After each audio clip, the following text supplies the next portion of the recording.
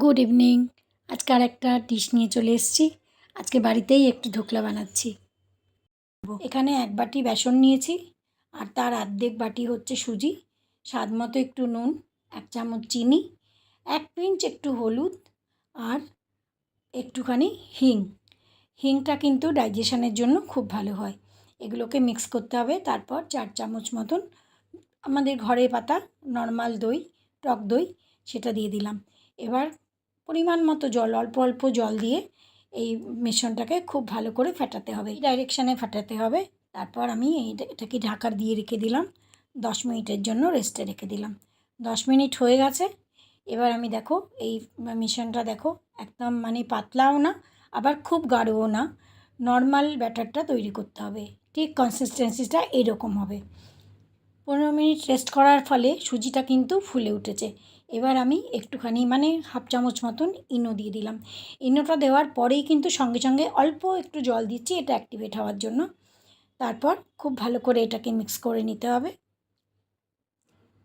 ইনোটা mix করে নিয়ে একটা পাত্রের মধ্যে আমি তেল ব্রাশ করে নিচ্ছি, আর এখানে একটা কড়াইতে জল বসিয়েছি, জলটা বেশ ফুটে উঠেছে। এটার মধ্যে আমি একটা স্ট্যান্ড বসাবো।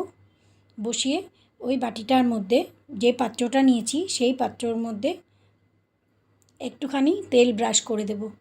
তেল ব্রাশ করে এই যে ব্যাটারটা আমি ওই পাত্রের মধ্যে ঢেলে দেব। ঢেলে এই যে আমি স্ট্যান্ডটা বসিয়েছি, জলটা গরম হয়ে গেছে, আমি গ্যাসটা কমিয়ে দিয়েছি। তারপর এখানে বসিয়ে দেব। পাত্রটা স্ট্যান্ডের ওপরে বসিয়ে দিয়ে আমি ঢাকা দিয়ে দিয়েছি 10 মিনিটের জন্য। 10 মিনিট হয়ে গেছে। আমি একটা চাকুর সাহায্যে দেখছি যে ব্যাটারটা আসলে হয়ে গেছে কিনা। চাকুটা যদি পরিষ্কার ওঠে তাহলে কিন্তু বুঝতে হবে যে পুরো এটা তৈরি হয়ে গেছে। তৈরি হয়ে গেছে আমার, চাকু একদম পরিষ্কার উঠেছে। ঠান্ডা হওয়া পর্যন্ত একটু ওয়েট করলাম, ঠান্ডা হয়ে গেছে। এবার আমি পাত্রটা নামিয়ে নিয়েছি। চারদিক দিয়ে চাকু দিয়ে একটুখানি জাস্ট ছাড়িয়ে নিয়ে আমি একটা প্লেটের ওপরে এটা উপর করে দেব।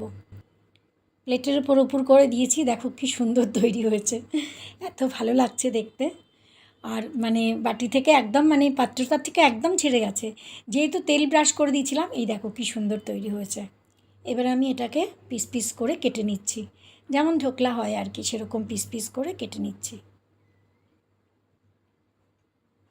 খুব সুন্দরভাবে তৈরি হয়ে গেছে।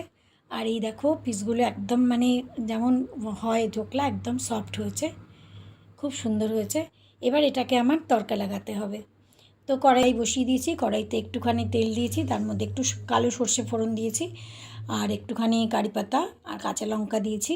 কারি পাতাটা একটুখানি যখন একটু নাড়াচাড়া করে তারপরে একটু লেবুর রস, অর্ধেক লেবুর রস, 1 চামচ চিনি, একটু নুন দিয়ে আর কাঁচা লঙ্কা দিয়ে এই ফোড়নটা নামিয়ে নেব।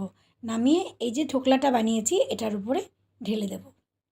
অপূর্ব সুন্দর হয়েছে, একদম দোকানের মতন। ব্যাস আমার ঢোকলা রেডি। তোমরাও ট্রাই করো, আর কেমন হলো জানিও। আমার মনে হয় খুবই ভালো লাগবে।